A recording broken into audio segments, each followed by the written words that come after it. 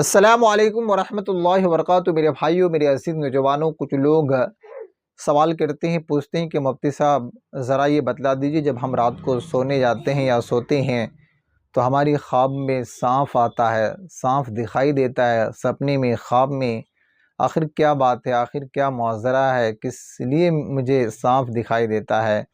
تو میرے بھائیوں، میرے عزیز نوجوانوں، آئیے آج میں آپ کو ان کی خلاصہ کرنے جا رہا ہوں اور ان کی تعبیر بتانے جا رہا ہوں۔ میرے بھائیوں، میرے عزیز نوجوانوں، سانپ دیکھنے کی کوئی حقیقت نہیں ہے اور یہ خواب کی کوئی حقیقت نہیں ہوتا ہے۔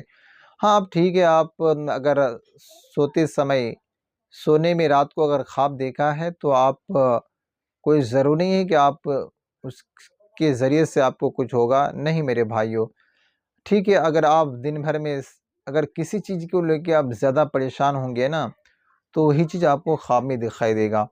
اور یا پھر آپ کو رات کو سوتے سمے اگر آپ کے کمرے بند ہیں، اندھیرے کمرے میں جب آپ سوئیں گے تو آپ کو طرح طرح کی چیزیں دکھائی دے گی سونے میں۔ تو یہ خواب میں سانپ دیکھنا کوئی بہت بڑی بات نہیں ہے، کیونکہ ویسے ہی انسان کو آتا رہتا ہے اور لوگ اس کو دیکھتے رہتے ہیں، کیونکہ جب لوگ پریشان ہوتے ہیں تو اس کو خواب میں انہی سب چیزوں کو دکھائی دیتا ہے۔ تو اس لیے میرے بھائیوں، ایک صاحب نے پوچھا کہ میں خواب میں ان سب چیزوں کو دیکھتا ہوں، کیا تعبیر ہے مفتی صاحب بتا دیجئے۔